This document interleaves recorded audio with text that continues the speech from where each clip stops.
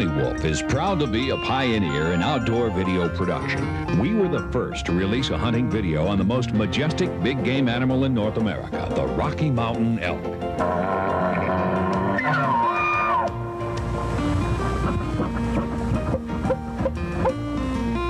That video met with resounding success and paved the way for a variety of hunting, nature, and fishing programs.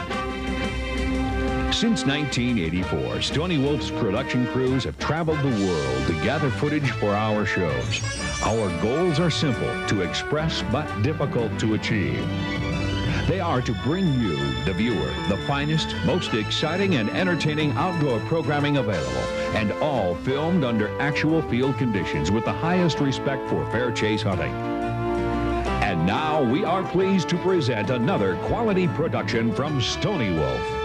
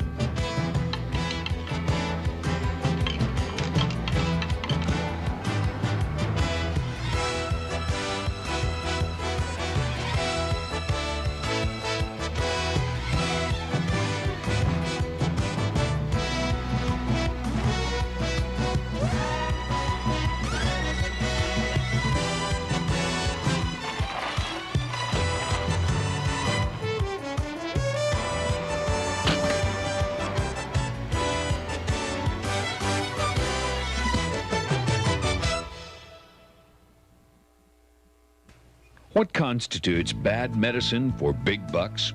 That answer will be forthcoming shortly. But first, why is bad medicine needed to score on a big whitetail? All hunters who have pursued whitetail can agree on one fact. A whitetail buck is one of the most crafty, wary, and elusive critters ever put on the face of this planet. The only guarantee is that a challenge is waiting for any sportsman taking on this quarry. And this challenge, or contest, is what makes the whitetail buck the most sought-after big game animal in North America today. Sure, a whitetail is a creature of habit and can be patterned. But just when a hunter believes he has his buck figured out, something will happen to alter the situation.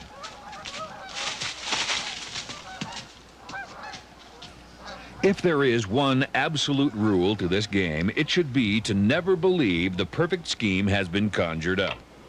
Always have an ace in the hole or more bad medicine to offer, and the odds for the hunter will increase appreciably. Never rely on one method. One or more times it will work perfectly, and the next time it will fizzle. That is guaranteed. So back again to what is bad medicine. For the purpose of this video, it will be defined as whatever methods a hunter has learned or devised to assist him in scoring on a whitetail buck. It could be the use of decoys, proper tree stand placement, effective rattling and grunting, hunting scrape lines or deer trails, locating funnels, or the correct application of scents. Whether success comes as a big buck or a small buck, this is unimportant. The reward is the satisfaction realized by having the ability to analyze a particular situation and then prescribing the right medicine to achieve a positive result. Follow along and observe as the hunters in this video apply some of their favorite bad medicine to entice a buck into bow range. Tom Storm describes himself as a whitetail fanatic. He has read every book on whitetail hunting he could get his hands on and has spent countless hours in the field hunting and studying the whitetail's habits. Several years ago, he became interested in decoying as a technique employed to attract deer within bow range.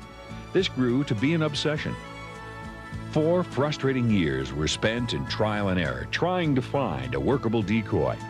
A chance encounter with Harry Brunner provided the answer.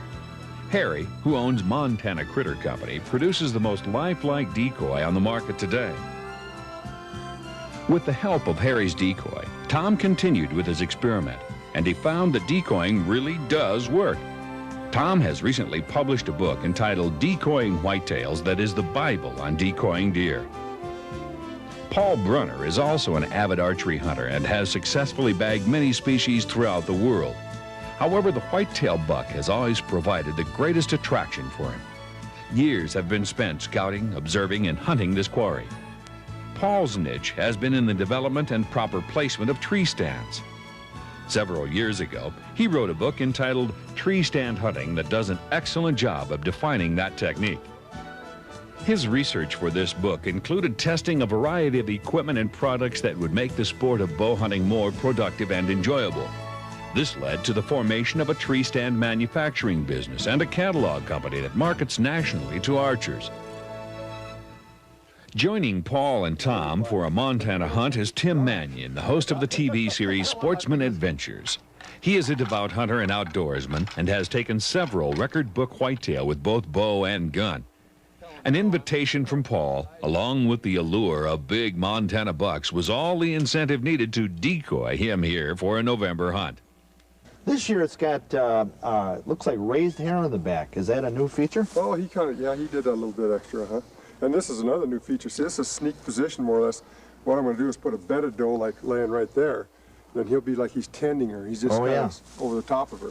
And this is the first one he's made. This is a prototype on the sneak position. So we're going to have the tail and the sneak position in the same package. Hey, we're going to put this in front of my stand tonight.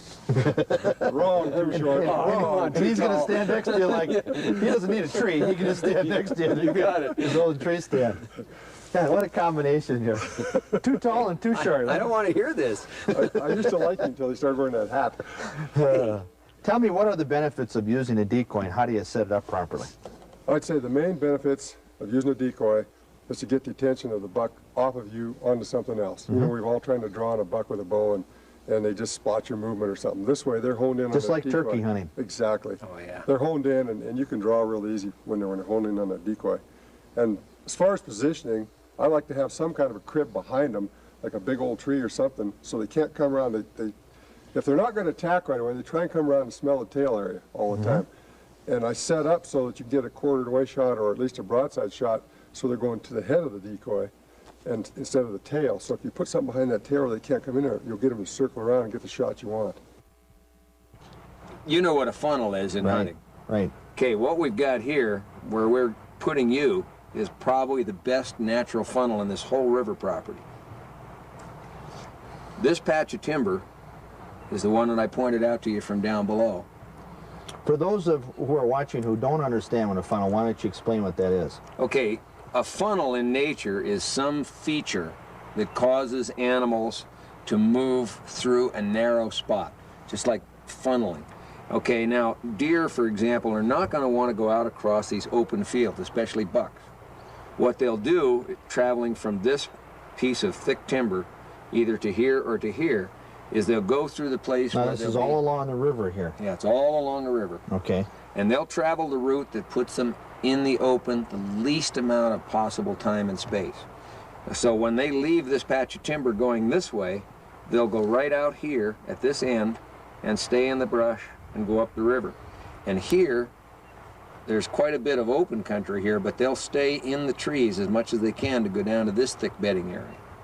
And this is all bedding area back in here, so we don't even hunt it.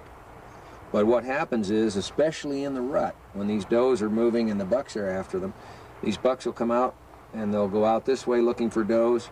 They'll go out this way, and the bucks here and the bucks here will come in this way. And your stand is right there. And it isn't right at the bottleneck right there. Well, it isn't in the narrowest spot because of the wind situation there. What we've done is we've moved you in about 80 yards, but you've got just enough opening to see the deer, and you can rattle or grunt, especially with a decoy. But once you get them to look in there, bingo, you got them. Right. Well, this is a great idea. If somebody can pick up an aerial map of their property, they can kind of pre-analyze it and figure out where to put their stands before they even go and look around? The 3 tools that I would use when going to a new property is the USGS quad map, the aerial photo, which is easy to get. And if I can, I'll get a small airplane like a Super Cub or something, and I'll fly it early in the morning, right at daylight, to see what it's like. But this, you know, obviously flying is expensive. This is just dynamite. Did you shoot this yourself, or was this from the USG? This is from the Soil Conservation Service, the ASCS. And they do these of virtually the entire country. So all you have to do is ask a landowner for a legal description, and then you can get the aerial photo of his property. Great idea. The dynamite way to scout. I mean, it's just super. Tom, what's your favorite frontal on the ranch? Well, Tim, I could tell you, but I'd have to kill you. You don't give away good secrets like that. Needless to say, it's not where we put you, Tim. What we're going to do is we're going to put you in a stand across the river. And there's a black patch of timber there that's almost rectangular shaped. And the deer go out one corner right there. In the far corner, just a natural funnel. In the middle and along the river is a tremendous bedding area. Do they bed in this stuff over here too? All that they thick do, brush? but for some reason they actually like the high timber better. I think it's because it's just open enough so they can see anything moving. Even if they do bed there, though, there's another nice crossing right on that bank over there, and they'll still go by your tree. So either way, you've got them. See, just because you had limited time to come and hunt, you get the best of the whole show, because we have to do all the scouting and hang all the stands, and you come and I just have all the fun, right? Yeah, it's just that's the way it's supposed to be. I'm a TV star. The only thing, all right. The only thing that means. Hey, can I be a TV star so somebody will hang it?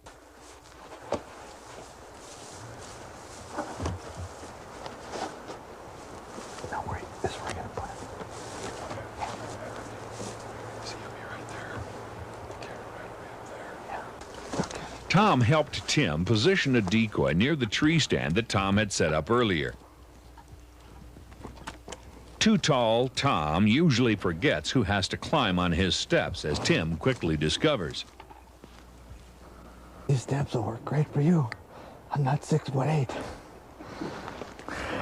After some minor adjustments, Tim is ready.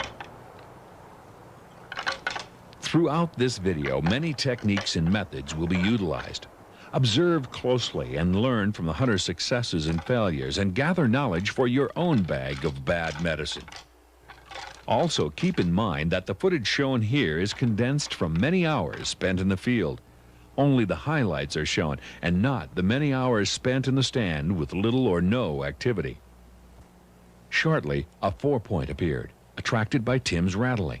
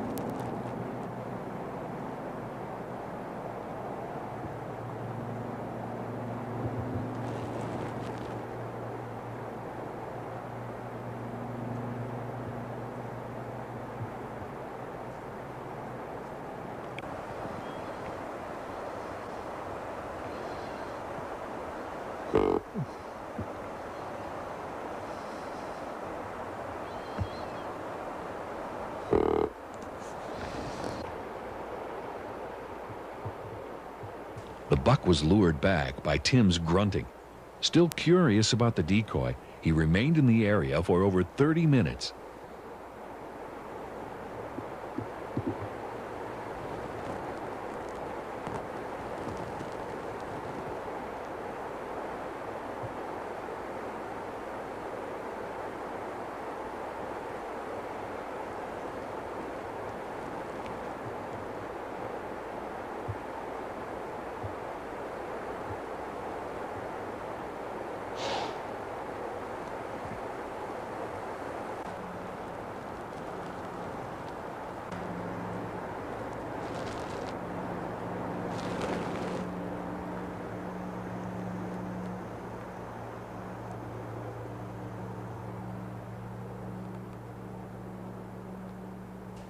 It's always tough to decide if one should take a buck on the first day out. Tim elected to pass on this buck. Surely a larger buck was waiting in the wings. Later, another buck appeared, and its attention was riveted on the decoy, giving Tim ample opportunity to shoot.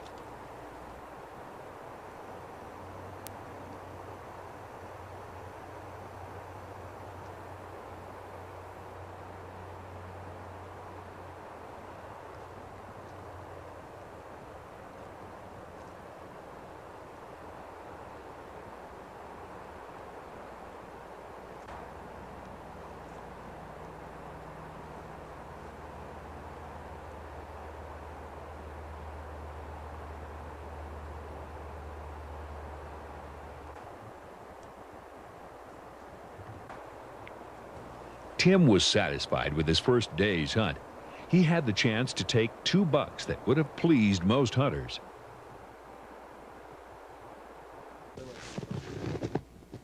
Boy, I can't believe she's letting us get this close. She hasn't got our wind. The previous year, Paul and Tom scouted an area known to be frequented by a large whitetail that Paul dubbed the Potter buck. Paul had a fixation for this deer and wanted to find the perfect spot for his stand. Hey, you know, Tom, I like this rugged country, because if I walk uphill, I get to look you right in the eye. Oh, right there. There, now they get us in the same frame, finally. I wish you didn't have that hat on. I'd love to see your bald spot. Covered up, buddy. What do you got under your little cap? Shh, quiet down, man. We're scouting. Yeah, see this, there's a trail there, there's a trail here, there's another trail, looks like over there, one here. I mean, they're just moving through here. So you've got about 3 main trails going to this bottom, and they all come together right in this dogleg that you're talking about. It's the only safe wind place, you know. What did you find? Where did you find scrapes all the way through it? I'd say underneath every overhanging branch, it's a good branch, there's a scrape. There's probably 6 or 8 of them through here. No kidding. Yeah. Well, see, what it is, this is real typical. These guys have been hunted some. It's not heavy pressure, but they can walk through here all day long. Nobody sees them. That's right. And they've got perfectly safe wind, except, you know, if this experiment works, we're going to find it's going to be good right in the dogleg. Well, it's perfect, because this is where the trails come together, too. Well, we hang some stands and, you know, give 2 or 3 days for it to quiet down. But I'll tell you one thing, and you can't sit here. This is my spot. Big man rule won't work? Big man rule does not work. Not on the Potter buck, right? I have a shorter draw, so I can shoot quicker. Oh, I get it. Okay. I'll let you have this one.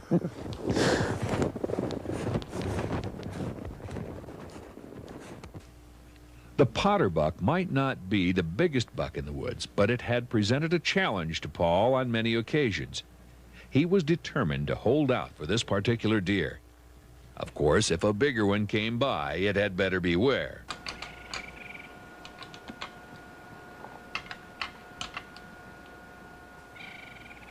Paul set up a buck decoy in the spot he and Tom had scouted last year.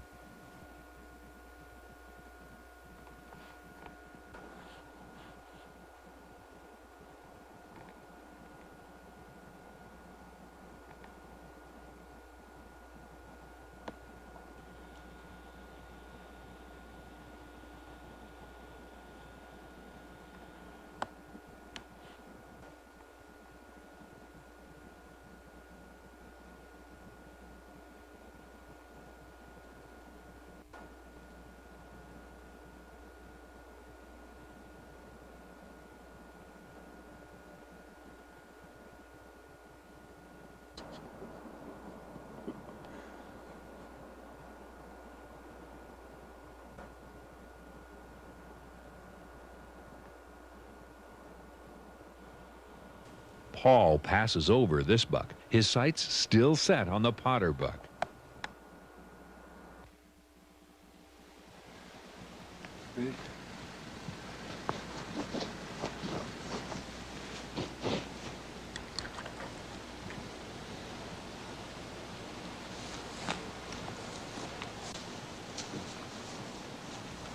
Tom has his own hot spot picked out and decides to try a bedded doe decoy.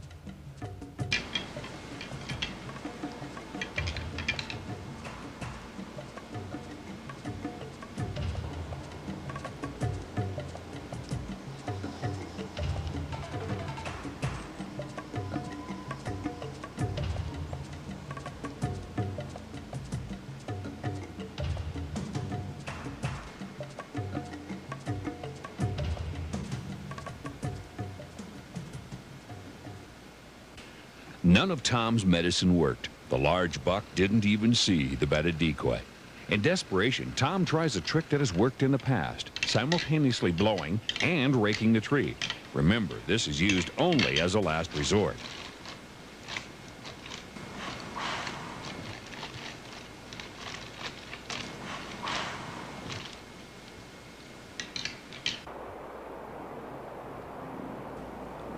During the week, Tim had many opportunities, but the right one hadn't come along.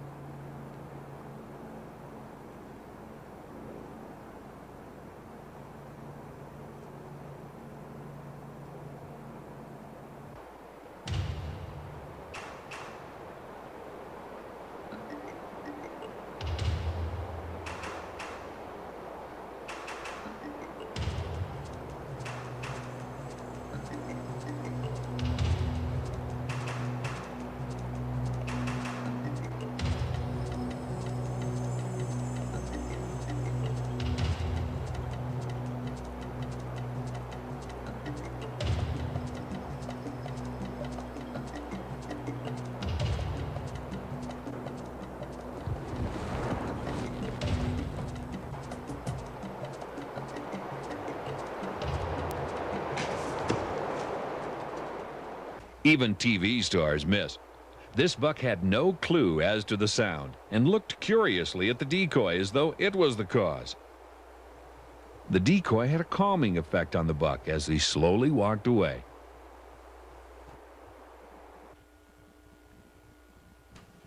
A couple of days later, Paul's wife, Karen, persuades him to take time out from his pursuit of the powder buck to get some meat for their freezer. Paul had a doe tag, and he knew a good spot to fill it.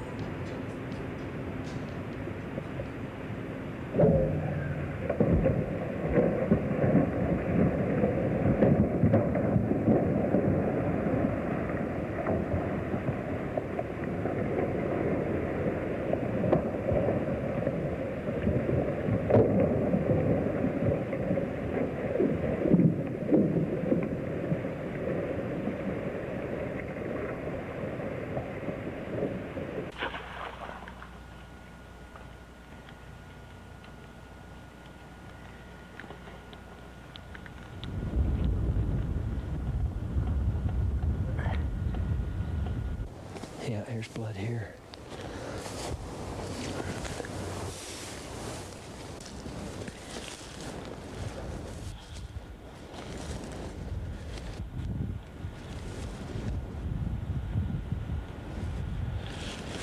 All right.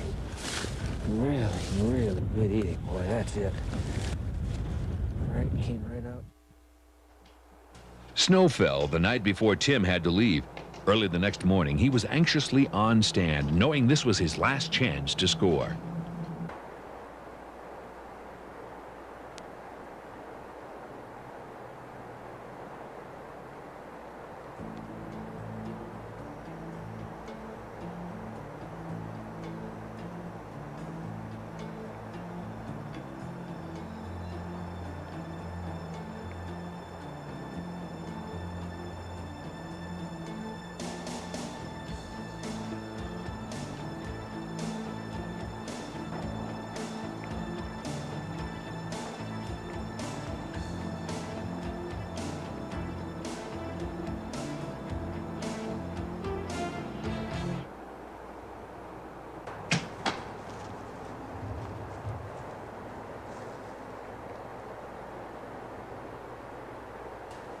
The arrow passed completely through the buck, mortally wounding it.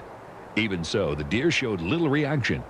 Most bow hunters feel that a passed-through arrow is the most humane way to harvest an animal, usually better than Mother Nature herself. Tim softly grunted, hoping to calm the fatally wounded buck and prevent him from going too far. Tim waited for better light before tracking his buck. Oh, yeah. That's what I thought. You know, when I shot him, I didn't see the arrow hit him. It went through so fast that that's why I didn't see it. I'm gonna leave this here. We got good blood, looks like, all the way through here. Look at this. Solid. This is why we love snow so much. Look at that blood trail. Just solid.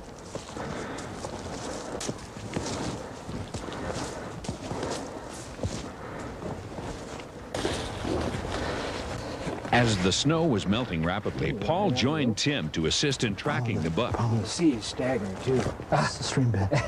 There he is. I think our tracking job is over. All right. He's down. Thanks for your help. Good man, you bet. My first Montana whitetail. Yeah, that's a nice buck. Hey, We saw two much bigger than that today. Yeah. The hunting's pretty good here in Hank's place. Yeah, Oh, that's neat. it's all right. I'll tell you what, 15 yards. Boy, there's some beautiful venison there, too, let me tell you. Sure is. This guy is fat. Yeah, he's not in the rut yet. As we mentioned earlier, Tom loves to decoy whitetail. It has become a passion with him. Even when not hunting, he packs a camera to record the events that occur. Later, he reviews all the footage for both enjoyment and to study the activities for potential alterations to his techniques.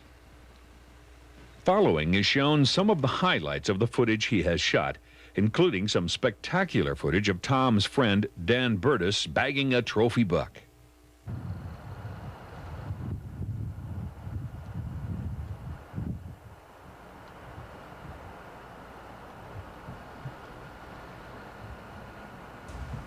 Every buck that I've seen come into a decoy has licked their lips. This is a real good scene to show that. I'm not sure why they do it. I talked to several biologists about it, and nobody knows for sure. Of course, everybody thinks they're getting moisture around their nose so they can smell better, but there's some speculation that they can pick things out of the air with their tongue too, which might be what he's trying to do.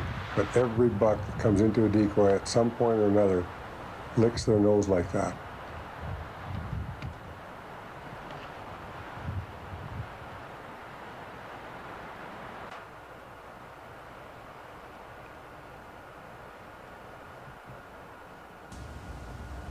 This is another nice little 4-point that came in. He licked his nose too, just like the previous one. Now this buck is a small little buck, so we weren't paying much attention to it. Actually moving around the tree stand, just trying to get better pictures and some snap pictures of him. And kind of got caught with our pants down, because a bigger buck comes in from the right here in a second, and he is real suspicious because this little buck has us pegged, and he's staring up at the tree stand at us. The big buck is watching the little buck. So he gets suspicious because of the body posture of the little buck. You'll see the big buck come out here, but he's staring at that little buck right now and the decoy. See, the little buck is just looking at us. Big buck's suspicious. Although we had a nice 25-yard shot at this buck, could have probably harvested him. It was real early in the season. We passed him up. But it would have been nice to see him attack the decoy, which he probably would have, had the little buck not tipped him off.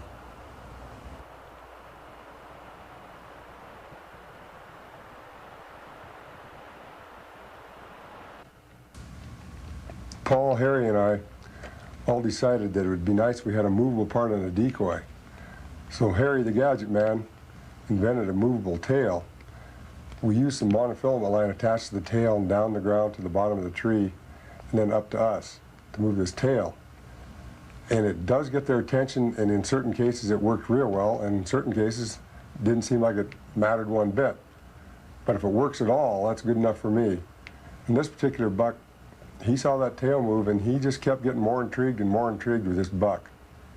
So he circled this buck probably for 3 or 4 minutes altogether.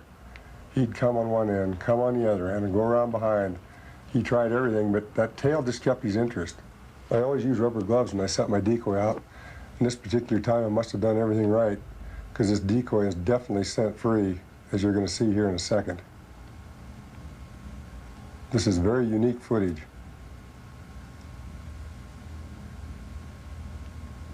Pretty cool stuff. We passed this buck up naturally. He was a pretty small buck. This is one of the finest scrape lines I've ever found. It produces year after year after year. The previous year, an attacking buck got killed in this particular place. Now this next buck that comes in is a mature buck. As you can see from his body posture, just watch what happens.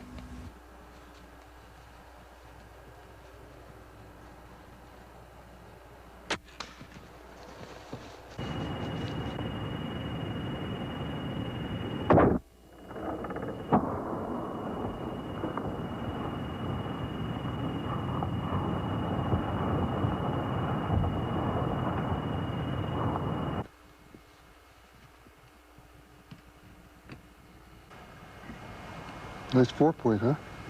Or is it 4x5? 4x4. 4x4? Boy, that decoy sure brought him in, didn't it? Yeah. As soon as he saw that decoy, he came in, put his ears back.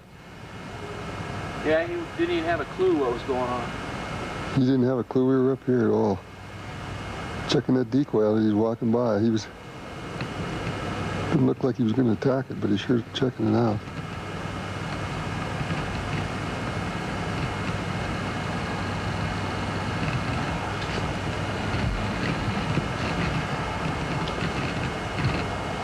Well, now the work begins. Yeah.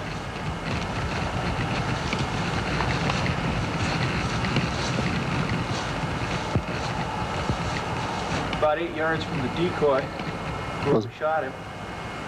You know, Stormy, the only thing I like better than hunting with you is hunting with you and your decoy. It's a lot of fun. If I don't have a decoy, you won't come with me anymore, right? Well, you know, you might twist my arm. Okay. That's a good area. You've had a lot better luck with your rattling and grunting than I have. And I basically for years until I met you, I pretty much hunted funnels. I've done some rattling and rattled a few bucks in, but what do you, how do you do it? I mean, I've been rattling fairly hard, and a couple of times when we've been in trees close by in the past, I've heard you don't seem to rattle as hard as that. No, I really don't. Let me see your antlers and I'll show you. You know, when you do rattle hard, it does chase everything out of the country but the dominant buck, which we're both after, of course. But I think even sometimes it chases the dominant buck out.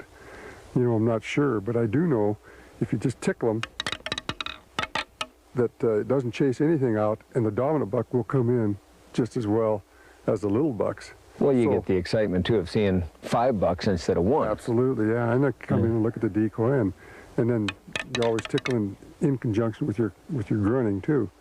And when I grunt... Give me a rattling sequence. I really just tickle. I mean, I do this, and I break it apart, and wait just about this long, and just tickle it again.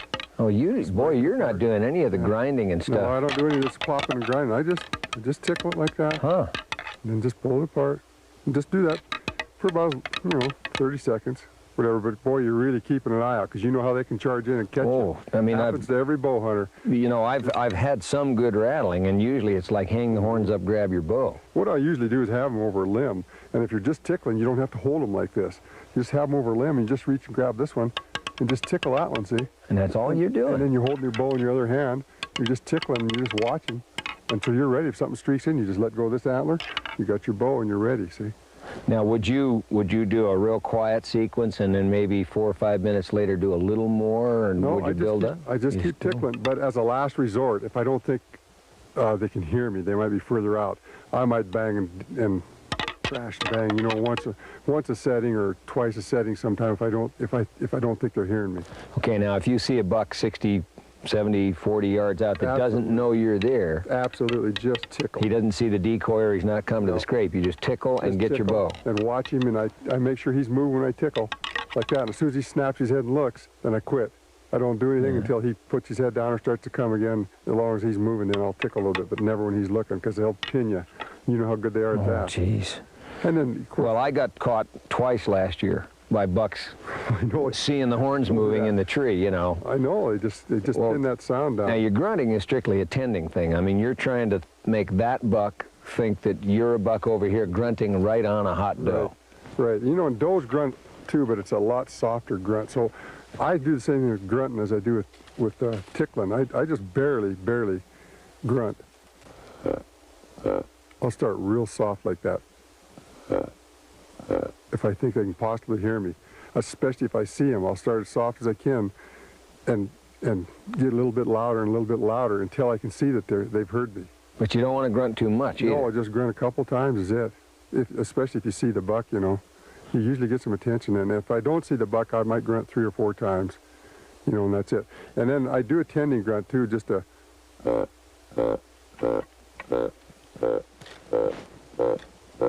Because I've seen so many. And you're bucks. moving your head to make it sound like the buck is walking behind the doe. I've seen them do it. Oh, Every geez. step they just grunt. The first buck I ever had do that, you know, a doe. I mean, I can't hear very well, you know, from shooting bows all those years. Yeah, I know, they're loud. But, you know, I knew something was coming behind me, and all of a sudden, and boy, here came this doe under the tree, and this gnarly old 7 or 8 year old buck behind her, and he was just, It's amazing. They do it every step. and he, you know, it's incredible. He walked right into my arrow. That's what you want to know.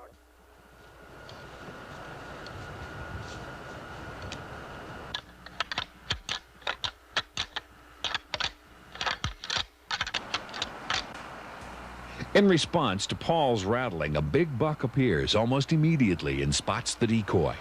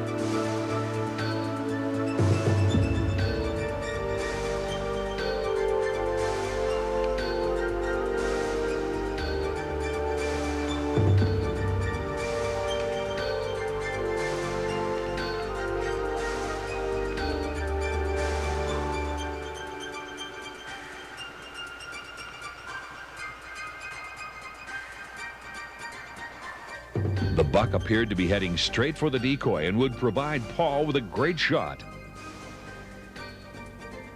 It hung up out of view behind a tree, and at the last instant the wind shifted and blew the buck out.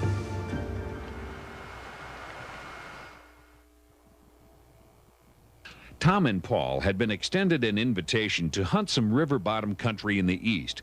The area had a reputation for harboring some trophy-sized bucks. This, coupled with the challenge of trying their universal techniques, provided the incentive to drag Paul from the large bucks he had been seeing.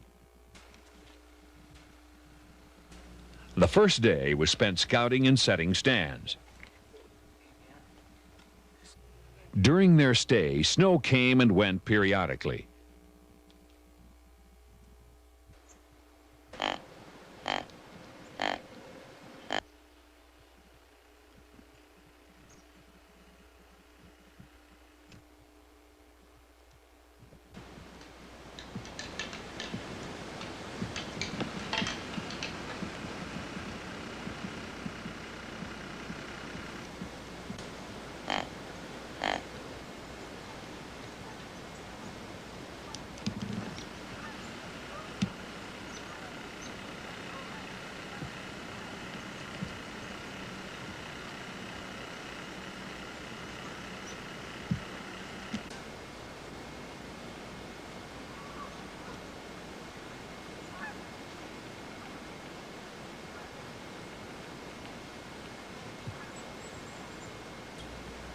This buck was curious of the decoy, but was a little intimidated.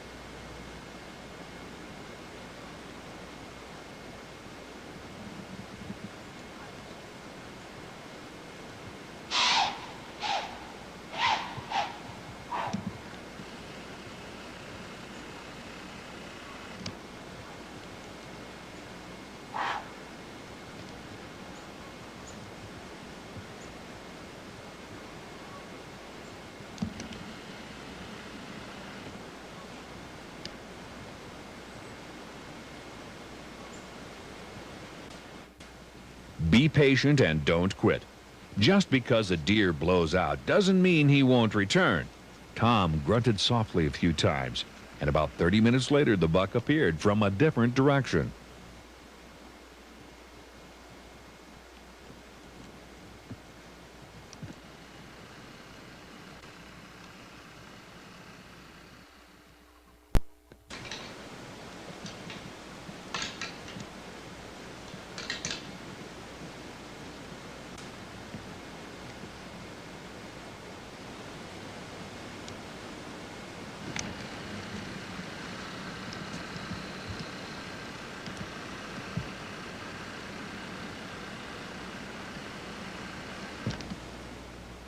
Tom remained patient.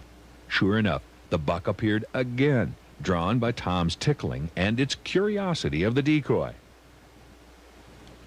During the encounters, the buck presented many opportunities for a shot. However, Tom was waiting for a bigger buck.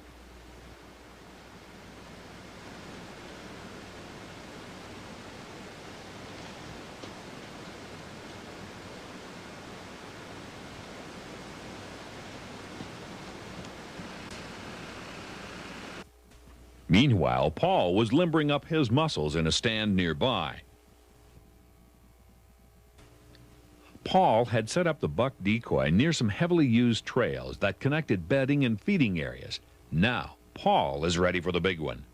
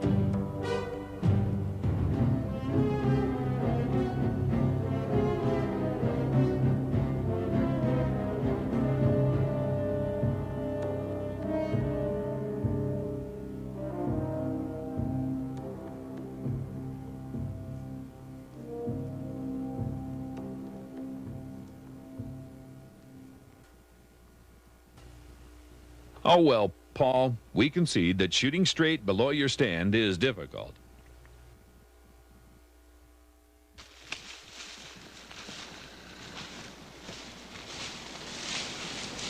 Tom had set up another stand on the edge of a grain field where deer had been feeding.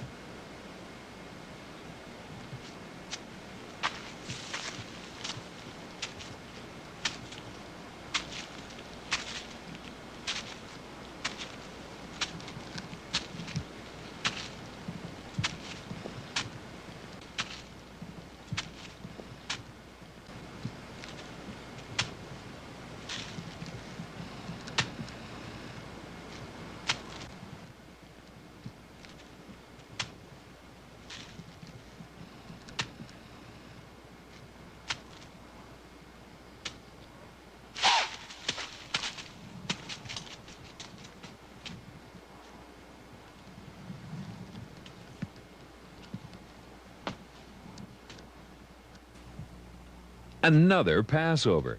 Gary Holmes, the cameraman, is getting more frustrated with each encounter.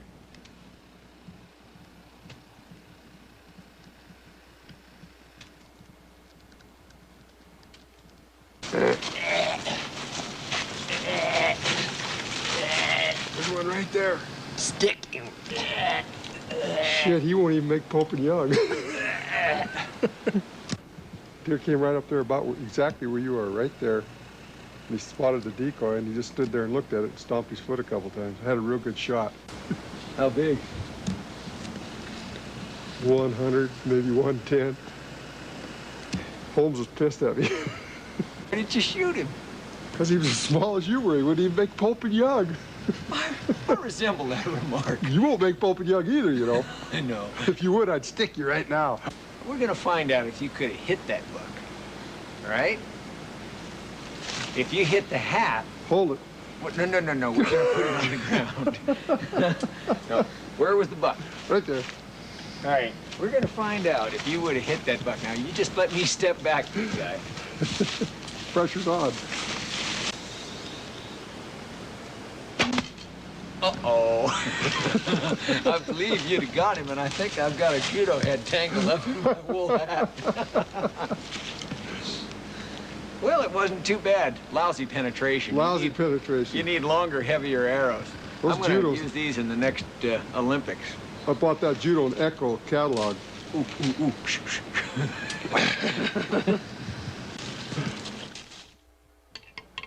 Tom spent the last day in the same stand, ready for a big buck.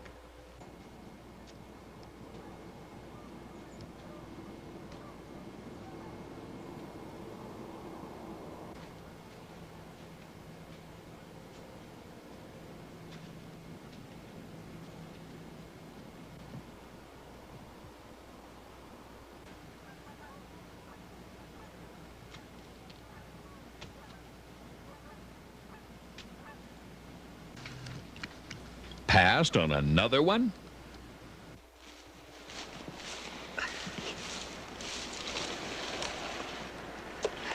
You know, a cameraman has to put up with a lot of BS with these guys, with these shooters.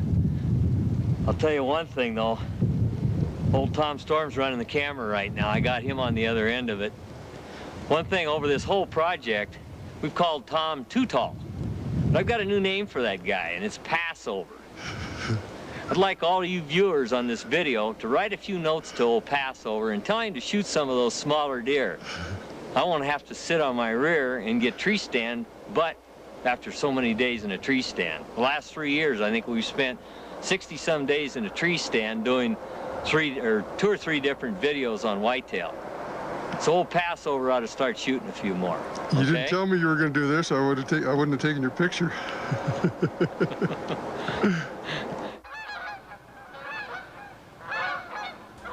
Both hunters enjoyed their eastern hunt, but their time was up, and they were anxious to head back west for the short time remaining in the season. You need to set up stands there. I told you you'd find a bunch of scrapes in here. There's a bunch. Although neither hunter believes that hunting should be competitive, Paul and Tom made a friendly wager on the last day's hunt. They both agreed to lower their sights to smaller bucks. Whoever held out the longest, waiting to take a bigger buck and succeeding, would be the winner. The loser would have to cook a gourmet game supper for the winner and his family. Find a bunch of scrapes in there.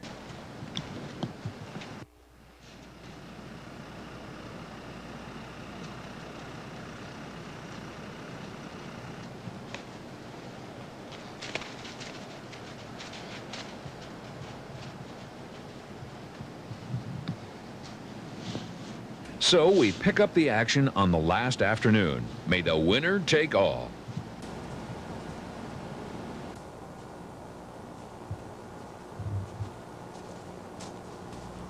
Paul has secreted himself in his favorite stand, hoping the Potter buck would show up before he's tempted to shoot a smaller deer to win the bet.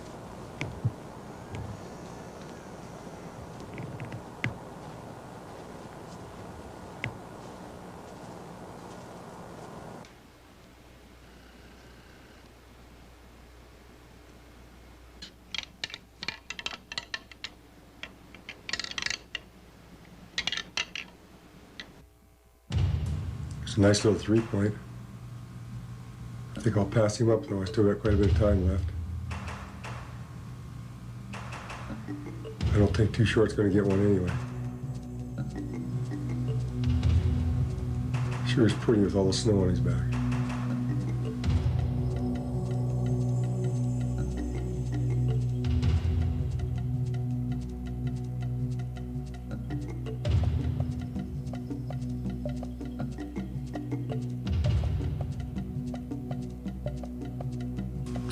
This little guy is too young. He's just a small guy. No smarts. Fun to see him, though.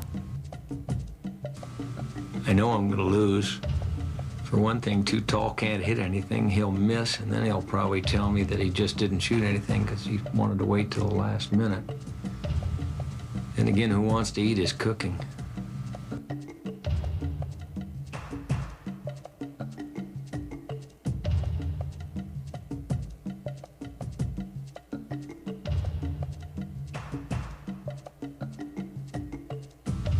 Comes that same little 3-point again. He's just trying to tempt me. Still not going to take it. I know Too Short's not going to get one. The way he smelled when I left him, he doesn't have a chance.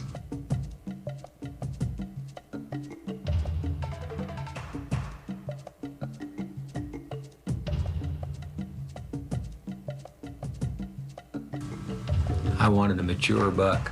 I wouldn't kill a little guy. But I wasn't going to be too fussy. I figured the Potter buck probably had been blown out many times that I'd sat this stand. Rut's on. Something's bound to happen. Little buck standing around here, just not quite big enough.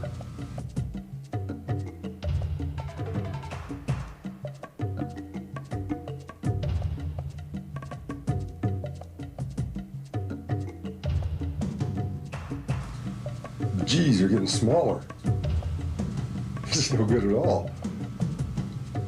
I can't take this one. I got a little time left. This is no good at all.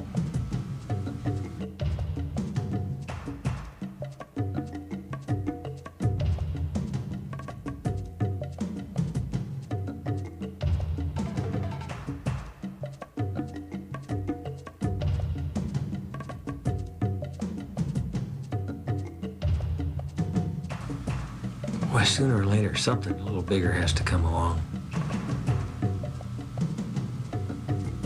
I'd like to get a buck with some age on him. Sure would taste good in the freezer this winter, though.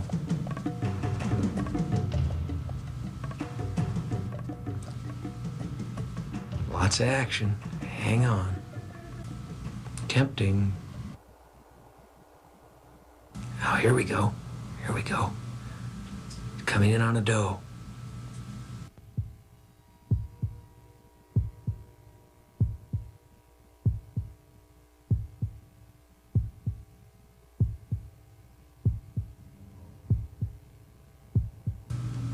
This is a little better buck here.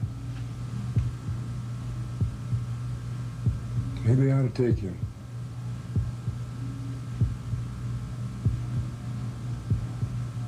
I think I will if he comes in the right position. I can lose a bet and still win, because Brunner won't be able to eat my cooking anyway.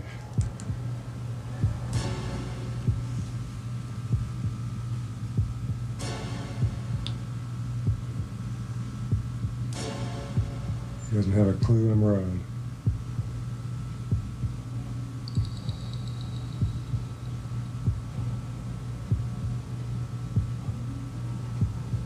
I won't move a muscle. Just keep coming. I got him. Oh no. How do you spot me?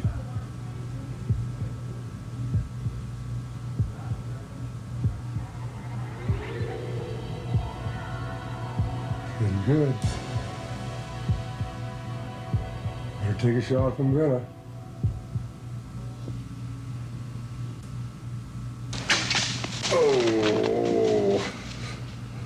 missed.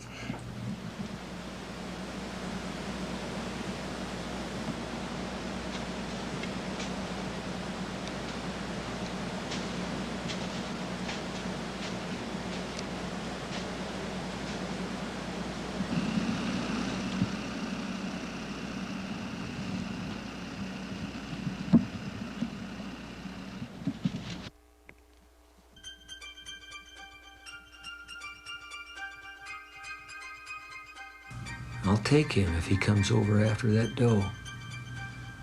He should. They've been chasing all day. Calm down, pick a spot. Look around for others. Get ready. Come on, boy. Bingo. Pick a spot. All right.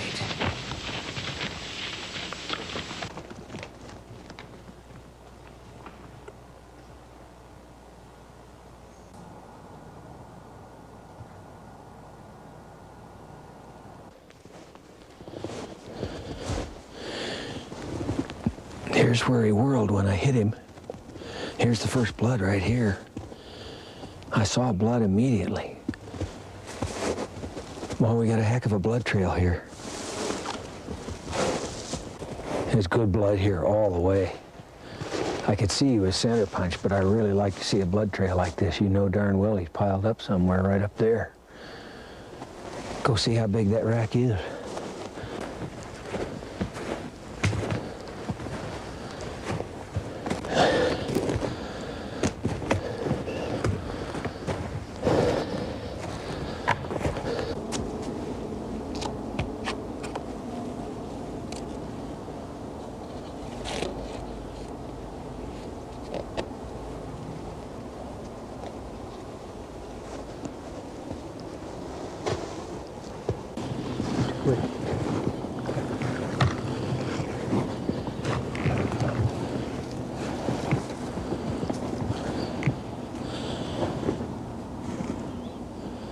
Boy, that is a gnarly old deer.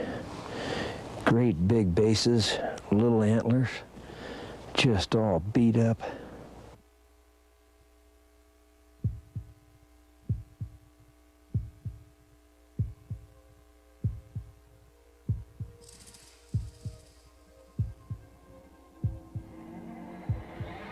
Only got a few minutes of legal shooting time left. If I'm going to harvest a deer this year, I better do it fast. There's 2 deer here. If the bigger of the 2 comes out here, I'm going to take a poke at him.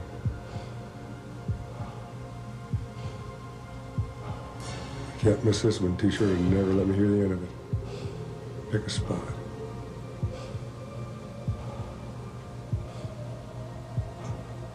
Keep coming.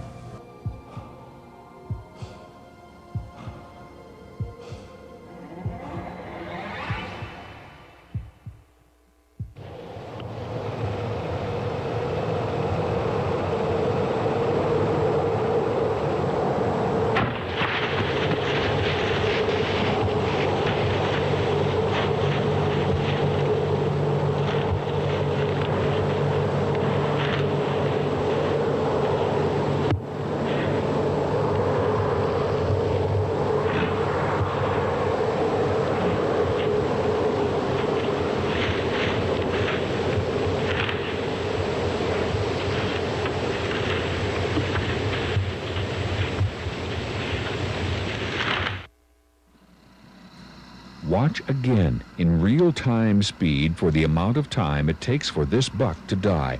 The clock will start as the arrow enters the buck.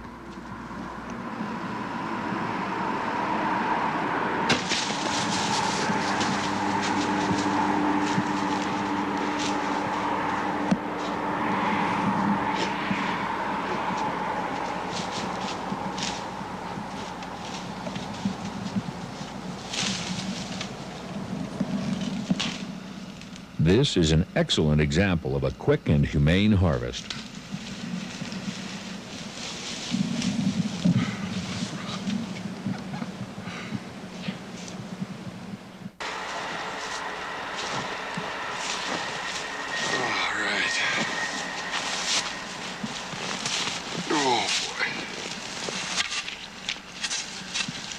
Dandy little buck. So Tom wins the bet and collects on the wager a home-cooked venison dinner prepared by Paul. Oh well, Paul is the better cook, so both win.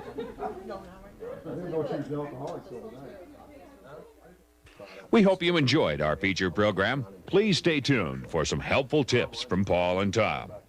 Tom and I have done 3 videos together now, and I've done several more for Stony Wolf, and we get an awful lot of letters and phone calls asking us about some of the equipment we use, some of the clothing we wear, and some of the other things that we use in our hunting. What we thought we would do is just give you some of this information. Neither Tom or I have been paid any money by any company that makes these products. It's strictly an informational thing. It's not intended to be commercial. Tom, why don't you tell them about your bow? This is your first year with a recurve, I guess. First year with a recurve, yeah. I really like it. I'm shooting a silver tip takedown, 64-inch, and aluminum arrows. And I just enjoy shooting the recurve a lot. Of course, you know, from my perspective, those aren't arrows, those are javelins. Yeah, you keep saying that. You got the longest draw of any bow hunter I've ever seen. Next year's are a little longer, I guess. I'm shooting a real unique little tiny bow. It's a 52-inch Texas recurve. And for me, with my short draw and my short body, this is great out of a tree stand. This little bow has been just tremendous. I've taken 16 animals with it in 2 seasons, using fir shafts made from Douglas fir right here locally. And I'm using a new arrowhead this year, the Magnus broadhead, and we'll show you a little stuff about that later. But we've had tremendous luck with these bows. Tom only made the transition to the recurve this year, and he's already taken a bull elk, a big antelope, and whitetail buck. So he's doing pretty well with it for a first year. This morning when we went out hunting and filming, it was 12 below zero. And that is extreme for this time of year, just the tail end of the rut. But virtually every whitetail hunter, whether you're from Alabama, Mississippi, Connecticut, Ohio, or Montana, is going to end up with what for you is cold weather. The key, especially in cold weather when the deer really do move well and when the rut is hot, is to be able to stay in your tree. And from about 30 years apiece, we've come up with some really super ideas on staying warm. I start with XWEX, Extended Cold Weather Clothing Systems, designed for Special Forces, Navy SEALs, Marine Recon, in extreme cold weather. This is the heaviest polypro long underwear that I know of. I've tried a bunch. This seems to be the hot stuff, no pun intended, and this is made for the Special Forces. My outer garments is a real unique clothing system from New Zealand. There's a company called New Zealand Connection that brings this stuff in from New Zealand, and this was designed in 1913 by a New Zealand dairy farmer because he couldn't get good warm clothing. The name of the garment is called a swanee, and what it is a hooded jacket. The hood's removable, made out of the finest wool in the world. They take high lanolin content wool. They use a combination of short and long fibers. They weave it with the tightest weaving looms there are. Then they boil the fabric before the clothing is made.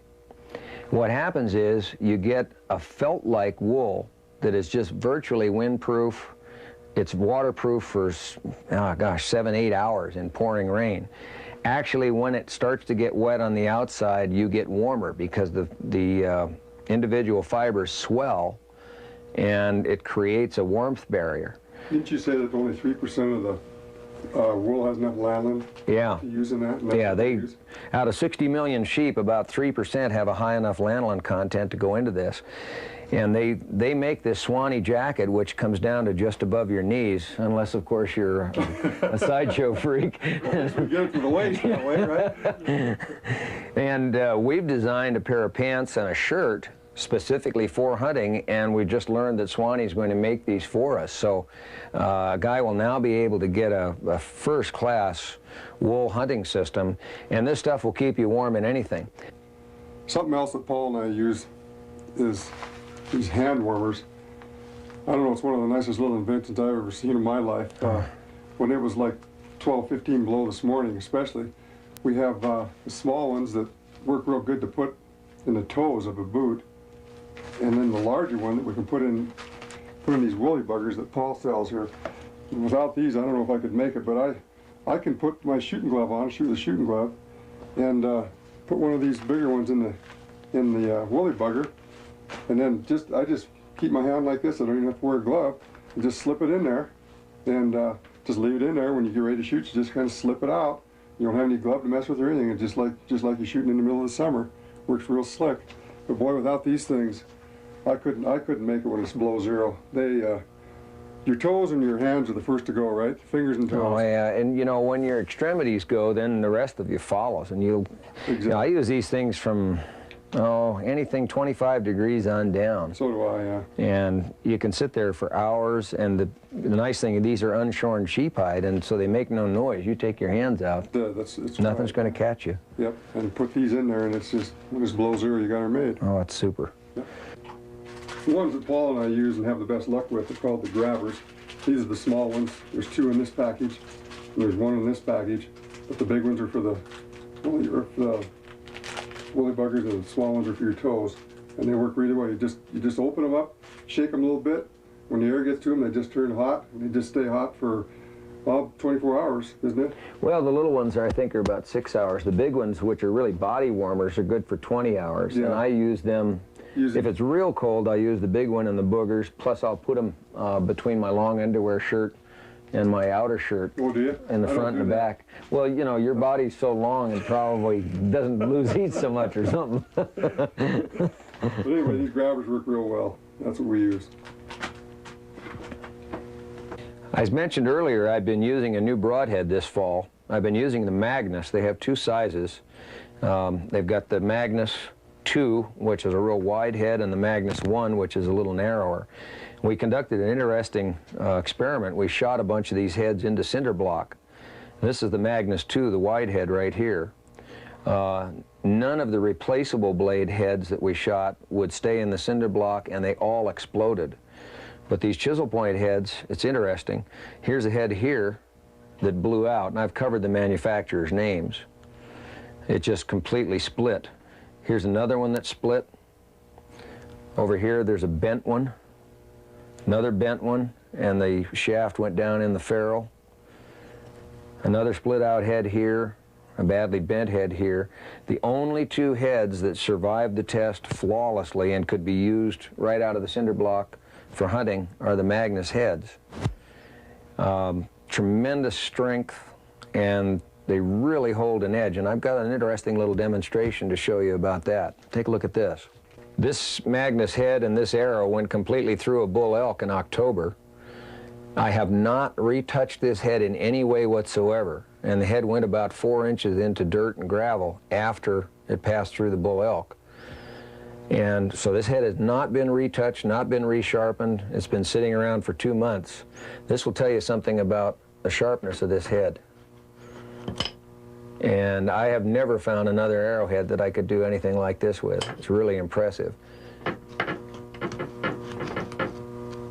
As far as I'm concerned, I've never shot an arrowhead of any brand, any type, perform like this one.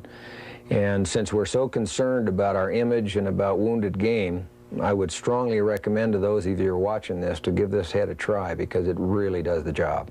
I think I've taken 9 animals with this head so far this year. Keeping odorless or scent-free is probably one of the most important things you do before you go out and hunt. And regardless of what anybody tells you in some hotshot seminar or something, you cannot get rid of all human odor. It's impossible. So there's no magic formula to be able to walk in upwind of a deer or an elk and get away with it. What I do is I wash my body in scent-away soap. It's an unscented, scent-removing or odor-removing soap. And I've had tremendous luck with it. It works great in a hot shower at home, and it works really well in cold creek water up in the mountains. I use Pit Stop long-lasting deodorant, put it on once, and I get about 20 days out of it before I've got to reapply it. When I wash my clothes, I use Scent Away laundry detergent. This was designed for hunters. It's an odor-removing, odorless laundry soap, and it works. Even works in cold water. And basically what I do is I just take my dirty clothes, put them in the washer, and I put in the required amount of the soap, crank it up. When I dry my clothes, either in the dryer or hanging them, then what I do is put them in a scent safe bag with pine needles or pine wafer, sagebrush wafer, depending. Pretty much you can use, for example, if you're from Ohio, you can use leaves that you collect off the ground after the leaves fall in the fall. You can use dirt. Fresh earth wafer is good during the rut when the whitetails are making scrapes. On your wool clothes, you don't ever wash wool, period. Just don't do it. You'll ruin it. It shrinks. And so what I do is when I take my wool stuff, my Swanee clothes, to the cleaners, I go in and I tell them, look, I cannot have the cleaning solvent odor on my clothes. Please take a little extra time with it and try not to have any odor in it. Then I hang them in a shed I have for several days. Then I put them in a scent safe bag with pine needles, and my wool clothes are basically odorless, and it works just great. The last thing I do as far as trying to keep odor off is I use Scent Away spray. Basically what this does is it just literally wipes out an odor for 6-8 hours at least. So for example, if you're on your way into the woods and you got dog manure on your boot, spray it on it. Spill coffee on your pant leg on your way out the door and it's too late to change pants, spray it on. We gave this the 2 ultimate tests. I sprayed it first in a regular cat box and literally reduced the odor. Then I tried it in Tom Storm's Suburban. That is the ultimate cat box, because this guy carries all these buck rut odors and these decoys around in there, and I sprayed some of this there, and it was actually bearable. We could drive in it for about 10 miles. This stuff really does work. It's the only one of these that I've tried that didn't have an odor of its own. It's completely odorless, and it does the job. Another thing we do with it, we'll carry it right in our military side pockets, and we'll spray our decoys with it. I'll spray my tree steps, at least the first 4 going up the tree. Anything like that that you can think of, if you brush up against something with your pant leg, like the base of your tree, go ahead and spray it. This stuff is just about a must in the woods, there's no question about it. It really helps a bunch. Well, like all bow hunters, Paul and I are real scent conscious. And in addition to the scent bag that Paul uses and I use, we use HS earth scent wafer sometimes. We'll use a cedar wafer sometimes. Just whatever dictates. Along with the buck scent that we put in the ground and stuff. But we hang these on our belt loops, or maybe in a pocket or whatever.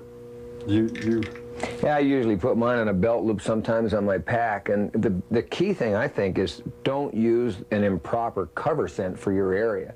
Like here, we don't have red foxes, so I don't ever use the red fox urine wafers. Yeah. And a guy wouldn't want to use western sage in Ohio.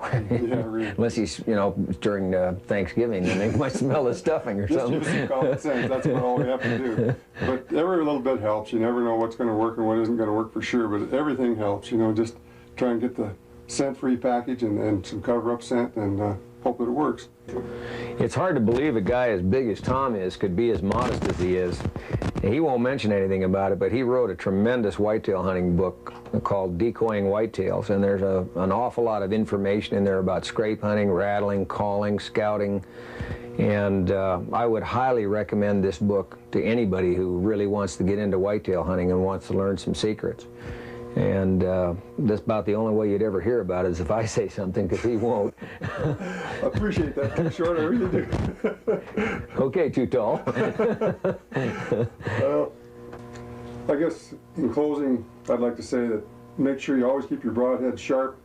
Don't take any marginal shots. And a set of horns on the wall just isn't worth it. Try and do it right and get good, quick, clean kills. That's what this sport's all about. For more detailed information on videos involving the following methods, call 1-800-237-7583.